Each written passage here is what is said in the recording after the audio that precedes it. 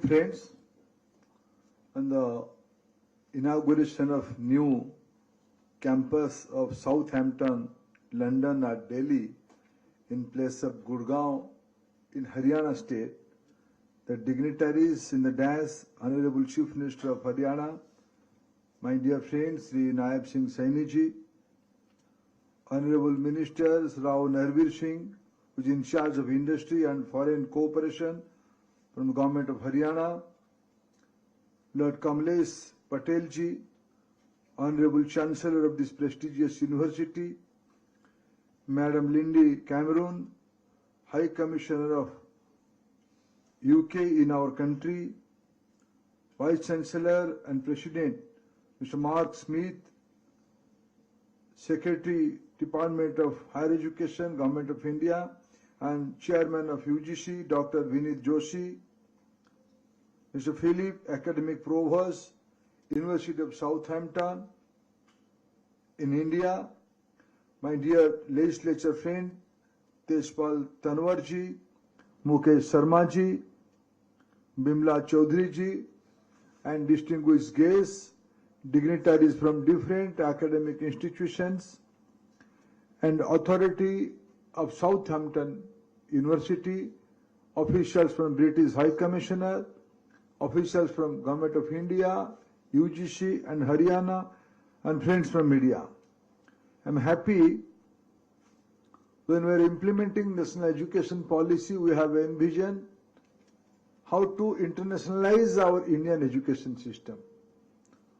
One of the recommendations in NEP was to give permission to international universities, foreign universities in our country. 2 years back we discussed and we do reform in our own system in UGC regulations. For the first time in our country, Prime Minister Modi gave permission to open foreign university in India. Before that, in GIFT city of Gujarat, through a special legislation, 2 Australian university opened their campus, Wollongong and Deakin. They are good, but they are not good as Southampton. Because if I go by the US ranking, I was just checking, they are beyond 150. They are between 150 to 200. And happy, Southampton is ranked 87th in QS ranking. Congratulations. And this is not a one-off incident. Yes, we do implement our national education policy, but in 2021, just after NEP announcement, when Prime Minister Modi talked to his counterpart in UK, they decided to create a roadmap, India-UK roadmap on education. And today, to fulfill that desire, fulfill that ambition, and I quote Prime Minister Modi, how did he see India-UK education relationship? I quote Prime Minister Modi, education is a living bridge between India and UK. Today, we have put the foundation, not only put the foundation, we inaugurate the bridge, the fast knowledge bridge between UK and India. And I am happy when I came to this place, one young student, Khyati Kapoor, with much enthusiasm, she gave us a tour. Let me explain what is Khyati. Do you know what is Khyati, Vice Chancellor? No. It's a class. I can take a class on this issue. What is Khyati? She is popular. She is famous. She is known. So through her dreams, through her eyes, now Indian students will come to Southampton University and it will be Khyati. It will be more popular. I congratulate. Friends, in India, internationalization of education is not a new issue. During 630 to 645 AD, BC, around that period, the Chinese traveler Huenseng Tung came to India. He came to India not for trade, not for commerce. but for search of knowledge.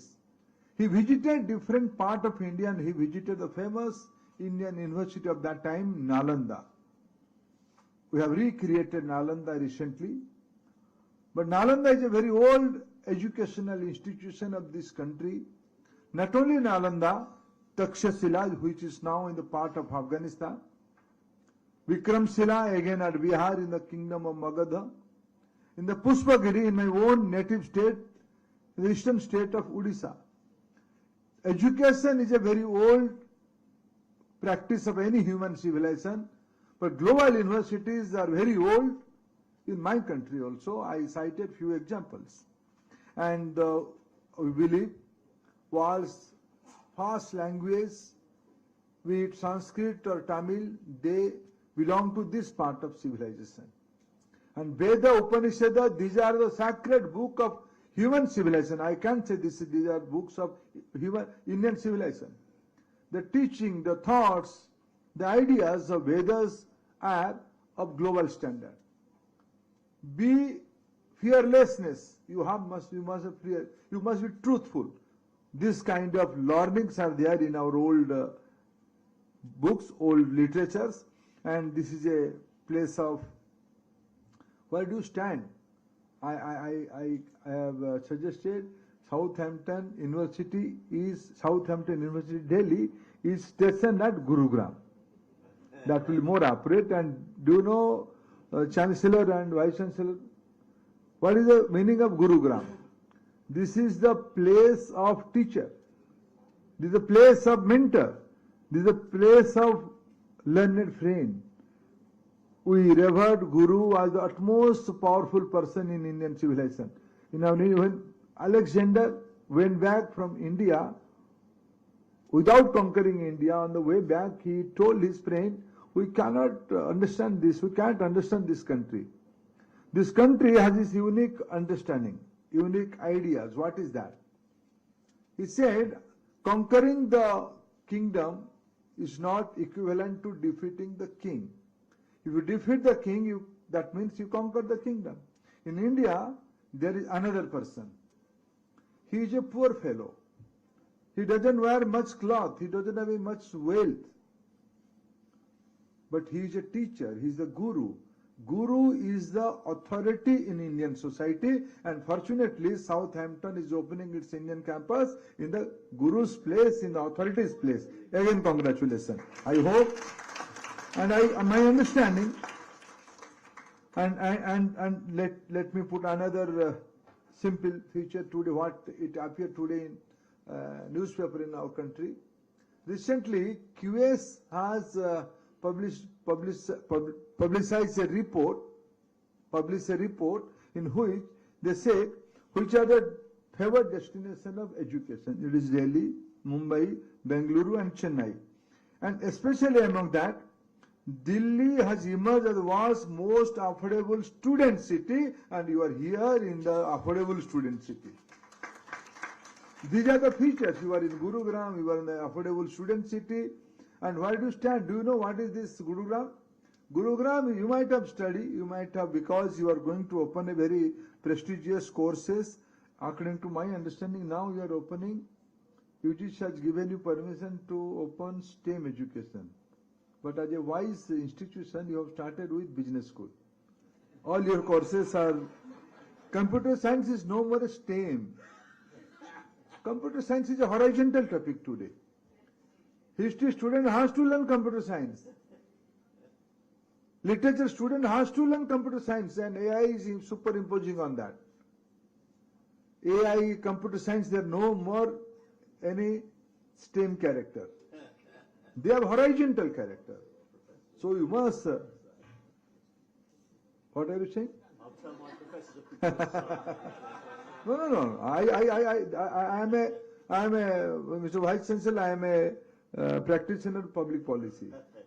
So as a client, I will say computer science and AI, these are no more. One part of them are maybe part of STEM, but application part of all these courses are moreover horizontal topics. Economics, accounting and finance, business management, all these are BSc courses. and finance and international management are the master's courses. Thank you for opening these quality courses in this place. Do you know what is the economic potential of Gurugram? Today, Gurugram, with able leadership of my dear friend Nayab Singh Saini ji, Gurugram is the today in India's highest per capita income in the Gurugram district. This is a highly economic intense hotspot of Indian economy, and sizable section of our country's GDP is contributed by this place. And Haryana is influenced very much by Gurugram's economic activities. This is the highest tax collection point. Almost all multinational company and almost all national company of our country have a footprint in Gurugram. So they need talent, they need quality people. I think this is the best option for the Southampton University in the midst of the economic hotspot. An institution like Southampton will certainly create a new synergy, new ecosystem for not only for India, this will be for entire university culture, education culture of country. And do you know where do India stands today? In 2014, when Prime Minister Modi took charge, only 11 Indian universities were in the list of QS ranking. Last year, it went up to 46. This year, this list increased up to 54. These are all among the 500 category, little bit beyond that. But now, Indian universities are not behind of any global institution. Now, your presence will create a healthy competition between Indian universities and foreign universities. And how much foreign university we have given permission? This is the first foreign university in the UGC regulation. I said 2 universities are operating from GIFT City, but through UGC regulation, Southampton is the #1 in our country, the first in our country. In addition to that, now we have given permission to 12 more new foreign university in the different part of our country. Most of them are in the NCR region, whether it is Gurugram or in the Noida or Greater Noida. One chunk is coming at Navi Mumbai, and one hotspot is Bengaluru. Some of them are coming in Chennai. Some of them are going to different part of our country. But putting together, some of them are going to GIFT City also. Now, GIFT City has added 2 more. That means at GIFT City it is 4. This 13 plus 4, now 17 within 3 years. Within 3 years, 17 foreign universities are working in India. 3 of them are started teaching by this academic year. My congratulations to all these foreign universities. You are in the right place. Let me explain few data about our country. Today, in the Stanford AI Index ranking, the highest skill penetration and AI-related research work is happening in India. If I quote Australian Strategic Policy Institute, ASPI, the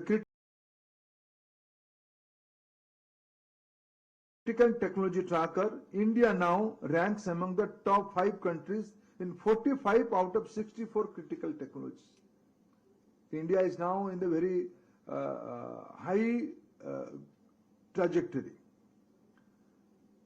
Now India is the 4th largest economy in the world. Very soon we will be getting into the #3 category.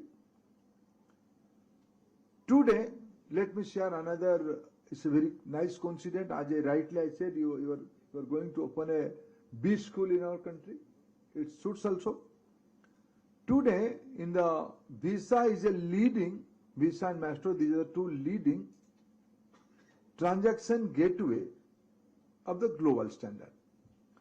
Let me, with utmost politeness, I will inform this August gathering, today our Indian instrument UPI has surpassed Visa in the digital transaction. India's innovation is #1 in digital transaction today. And many emerging countries, many emerging economy, many countries are coming to India for bilateral agreement for adopting UPI for the transaction gateway. Today, 50% of digital transactions happening in global level. Let me put it in this way: 50% of the entire global transaction is happening only in India. This amounts to 30 billion digital transactions in India. India ranks #1 in the global fintech adoption, with an adoption rate of 87%, way above world's average 67%. In the Indian global innovation in India, in the Global Innovation Index in 2024, we positioned 39, a significant leap from 81st in 2015. In 2015 we are at 81st. Today we are 39 in 2025. This is the speed India is emerging in the area of innovation. We are also the third largest startup ecosystem globally. As I said, this late my IOS, led this university, led this surrounding became the fintech innovation city of the country. With leadership of Southampton University, Delhi, and with the kind of economic potential we have in our country, I am confident this will be a right place for flourishment of this university, also our students' potential. Friends, India always give priority to one area. We want to see India as a global study destination. As I said, Indian cities are the most affordable points for the students. Our entire thought process is student-centric. India is an emerging economy. India believes in welfare development. Affordability is a challenge, is an issue in our country. Knowing that, we have given permission to the global institutions, because from India every year more than 1.5 million students are going abroad for study. At any given point of time, 1.5 million students are studying overseas. Do you know how much students today with around 30% GR, the latest data I have not seen, I believe my GR ratio in higher education is around 30%. The absolute number is around 450 millions, 45 millions. Only 1.5 millions are going to overseas. Now, that is a conscious, considered strategy by Government of India and Prime Minister Modi. Let international universities should come to India and let they provide affordable education. This is the catchment area. This is the catchment. Our higher education student number with 30% GR is 45 million. That means by next, and we have a target, by 2030, our GR will be 50 million. 50% of our total. It will be more than that. It will be around 60 million. And here there is a scope for foreign universities. And I know, I appreciate one part of having foreign university here, because we all believe 21st century is going to be the disruptive era in the area of technology. In every fortnight there will be new technology coming to the society which is influencing human being. Every fortnight. And we encourage much more technology should come to society. But with one caution, Prime Minister Modi recently said in one of the global forum, all these technology, disruptive technologies should be ethical. Machine technology, all these things should create ease for human being, not pain for human being. We have to have a balance on that, and I think a leading institutions like Southampton will create this kind of ethical ecosystem in humanity. And I welcome you in India for this purpose. And I expect you will very soon going to open real-time STEM courses. We heard. And I wish all the best to you. You will certainly nurture a culture of curiosity, excellency and purpose.